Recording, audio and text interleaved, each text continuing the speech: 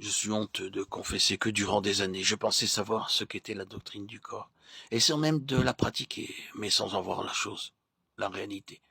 Lire un guide de voyage au sujet de Londres ne remplacera jamais une visite dans cette ville. Apprendre la cuisine dans un livre ne pourra pas remplacer la chaleur des fourneaux.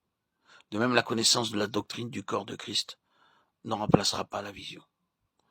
Toute la difficulté aujourd'hui réside dans cela. Nous pensons aux chrétiens en termes d'individus. Nous pensons que le salut est une chose individuelle. Il en est de même pour la sanctification, la délivrance et la victoire. Nous situons ces choses dans un contexte personnel. En tant que serviteurs de Dieu, nous sommes heureux si le troupeau suit le Seigneur, dit la Bible, vient aux réunions de prière, ayant une vie digne et droite, en expérimentant la délivrance du péché dans une certaine mesure. Mais cela n'est pas le corps. Un jour, quelque chose d'autre arrive, et ce jour est pour vous un jour très béni, un jour extraordinaire. Le Seigneur ouvre vos yeux pour réaliser que le salut se conjugue avec le corps. La sanctification personnelle se définit dans le corps. La puissance de l'esprit est vécue dans le corps, et que l'expérience de la croix est liée au corps. Vous voyez que la divine pensée, c'est un homme, non pas une compagnie de petits hommes, c'est un homme. Le Seigneur Jésus lui-même et son peuple ne formant qu'un seul homme devant Dieu. Toute la pensée de Dieu est centrée dans le Christ, et nous sommes en lui. Ce n'est pas seulement une question liée à la tête, mais au corps. Loué soit Dieu.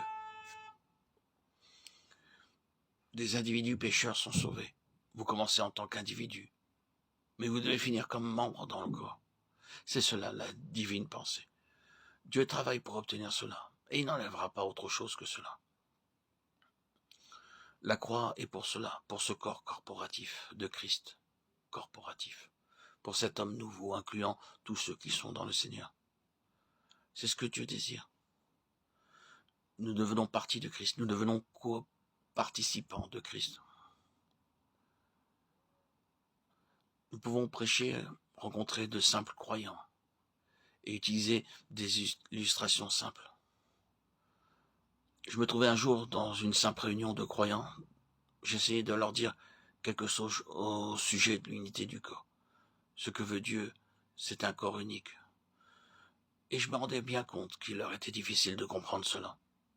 Si tout ce qui concernait la nouvelle naissance était au-delà de la compréhension de Nicodème, la question d'un corps l'était bien plus pour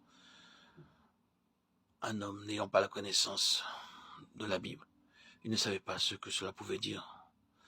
Nous ne sommes pas tous un, nous sommes des individus. Comment pouvons-nous être un? J'ai beaucoup prié à ce sujet. Seigneur, tu dois me donner quelque chose pour que ces gens puissent voir qu'ils sont un. Un dimanche matin, nous avons partagé le repas du Seigneur. Je leur ai dit, frère, avant de rompre le pain, je vous demande de regarder attentivement à ce pain. Ils ne savaient pas où je voulais en venir, mais ils regardaient tous très attentivement. Après avoir rompu le pain, j'ai lu dans 1 Corinthiens 10, nous sommes arrivés au verset 17. Nous qui sommes plusieurs, nous sommes un seul pain. Alors j'ai dit, sommes-nous un pain? Ce pain est un seul, du moins, il était un. Mais est-il un maintenant? Il est encore un seulement, cet unique pain se trouve maintenant éparse en différentes portions. Si vous pouviez les mettre de nouveau ensemble, ils seraient de nouveau un, car ces morceaux font partie d'un seul pain. Vous ne pouvez pas dire qu'il y a deux pains. Vous pouvez le briser en 1000 morceaux, mais ce sera toujours un seul pain. Vous ne pouvez nier qu'il y avait un seul pain, car c'est la réalité. Il n'est pas possible de faire de ce pain un seul pain, car il s'agit d'un domaine matériel. Mais considérez que vous avez reçu en vous le Seigneur. Cela n'a jamais été, en quelque sorte, partagé ni brisé. C'est sur cette base que nous sommes tous un. C'est parce que nous sommes participants d'un seul Seigneur. Chacun d'entre nous a reçu un seul et même Seigneur. Et ce Seigneur ne pourra jamais être divisé. Il appartient au domaine de l'esprit. Vous pouvez rompre le pain, mais vous ne pouvez pas diviser le Seigneur. C'est pourquoi nous sommes un. Loué soit le Seigneur. La lumière fut accordée à beaucoup parmi eux.